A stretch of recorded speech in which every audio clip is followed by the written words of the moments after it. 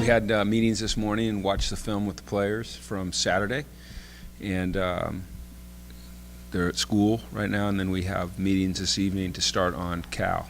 And as a staff, we've been looking at Cal and preparing our game plan for them. And you know, they're a team that's very dangerous. They do a lot of things offensively that give you problems. A lot of different things you have to prepare for.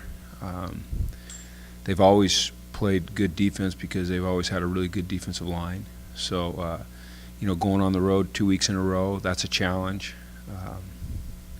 So we've just got to focus this week on having a good week of practice and preparing the best we can, and hopefully improve on some of the things that we need to improve on from last Saturday night's game, and go out and have a good performance. So. You mentioned Cal's very dangerous offense. What have you seen that maybe just they can't get over the hump with all these? I don't know. I think it's just different things. When you look at a team and you're preparing for a team, you don't necessarily look at it that way. You know, you're studying schemes, and you're studying things that will give your, you know, specific to their offense, give your defense problems. So that's, you know, we don't break down the psychology of it really. We break down the scheme of it and try to prepare for that. Yeah. No, not really. It's hard. It's hard to look at it that way. It's important that we look at it, you know, relative to what we're going to face schematically. Take the psychology of it out of it. What is dangerous about that? Well, they do a lot of different. They make you prepare for a lot. They do a lot of different things, and so you have limited preparation time, and so you really have to budget your time effectively, especially defensively. And a lot of times when you face a team like Cal that gives you a lot of different looks, it's really important that you go back to basics on defense and take care of your own shop.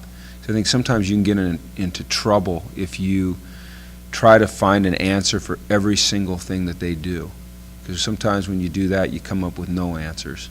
So you have to really be guarded against doing that, and that's a coaching issue. That's not a playing issue. That's a coaching issue. 2-0 on the road now. How important is that for the confidence of the team? That's kind of been the keys to success. I think it's really important for the confidence. I think when you can go on the road and get a win, it really boosts your confidence. The key, I believe, has been our players have just focused on the game, not the environment, not the plane trip, not the hotel. We have a routine, whether we're at home or on the road, that starts Friday morning, and we just stick to it. And our players have been mature enough to avoid the distractions that could potentially be there for them, and I credit them for that. It's been impressive, but we need to continue doing it because we've still got some road games to go. This will be the first week that kids are actually really in school. Are you doing a little bit more? No, you know, I think it was really important that we started on our morning schedule last week and get them acclimated to that. And so they had Monday through Friday last week where it's the exact same schedule as they're going to have this week. But it's important that they, you know, they balance and budget their time between school and football and rest and study and all the things that they've got to get done. And so I think it's important as a staff that we do a good job of helping them budget their time by not monopolizing their time. And so the reason we've got the split day the way we do with the morning workout and the afternoon or evening meetings is to give them a chunk of time in the middle where they can really focus on school. So we get them early, we get them at the end. And it worked well for them last week, and if we have to make adjustments because of school, we'll do so.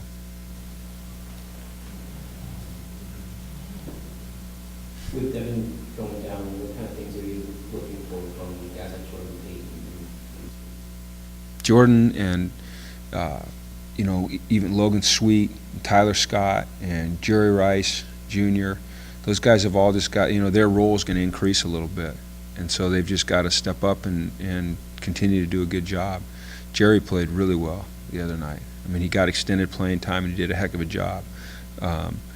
Jordan Payton got extended playing time, and you know, he had that catch down the sideline where his foot just, you know, was just a half an inch out of bounds. If he could have made that play, it would have been a really good play for him. But he's consistently getting better. So we just look for those guys to just keep improving, and we'll just keep doing what we do. Any update on Jordan's overall?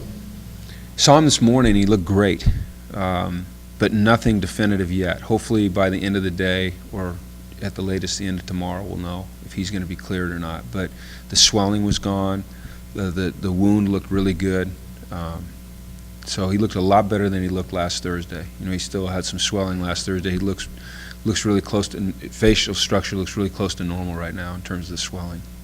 Trying to put on a helmet yet? I don't know that he has or not. Probably not. Probably not. When he comes back, do you expect him to go back to the outside? Yeah, he'll go back to outside.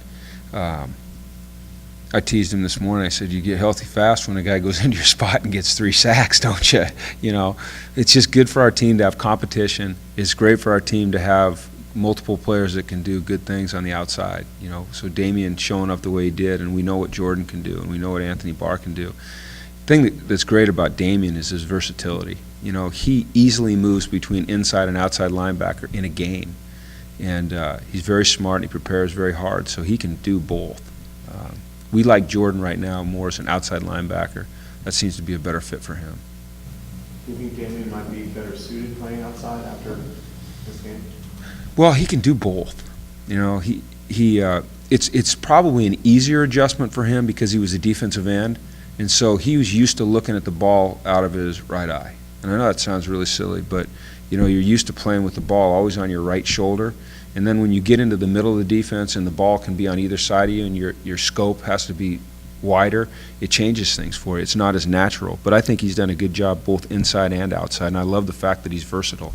And you know, when you've got guys that play as hard as Jordan plays and as hard as Damian plays and as hard as Anthony Barr plays, I mean, those guys go and go and go. You need some sort of rotation there. So I think it's good that those guys can all play. Andrew Abbott seemed like he was a little bit more involved.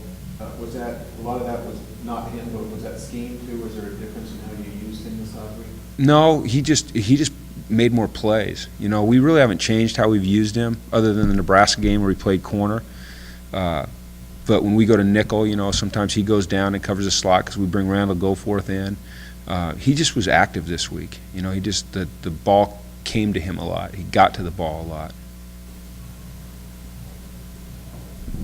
Looked like Jonathan was kind of holding his hand when he came on the field there. His hand, yeah, he gets, you know, you teach guys to tackle the ball, and they, you know, he gets hit on the hand some. Same thing happened at Nebraska, but it's nothing. I mean, he's fine. Yeah, I don't believe that he did anything but ice it after the game, and he hasn't been to treatment. And he's not on the injury report. He's fine. How big of a worry? It's happened a few weeks. Dropsies with the wide receivers, especially this week. Any special attention being brought to that this week? You're right. We had more drops this week than we've had in any game so far. We had, by our count off the film, we had 7 drops. I believe the most we'd had before that was 5. So yeah, it's a concern. And so it's like, it's tricky, you know, because you don't want to put so much emphasis on it that you start spooking guys, but you have to work on it. So what you'll see our guys doing, I think, is after practice, getting on the jugs machine a little bit more. You'll see the coaches emphasizing finishing and catching it and putting it away in all of our drills, whether it's our warm-up drills or team drills. You know, just a positive emphasis on it rather than, you know, oh, you got to catch the ball. Just, you know, with this age group, you got to motivate them in the right way. So we'll try to do that. Impression on Belichick and what he did with Not enough happened. Not enough happened. So, and we still haven't talked about what we're going to do with regard to him this week. But he's just Ellis is just a good football player. I think wherever you put him, whether it's offense or defense, he's going to play well. He's big and he's physical and he's very, very smart and he moves well. And, I think he could be outstanding on either side of the ball. He just has the characteristics you like in a football player. Is Capella going to be back this week? I don't think so. But I don't want to rule him out yet, but I don't believe he will be. Okay? Anything else? All right, thanks.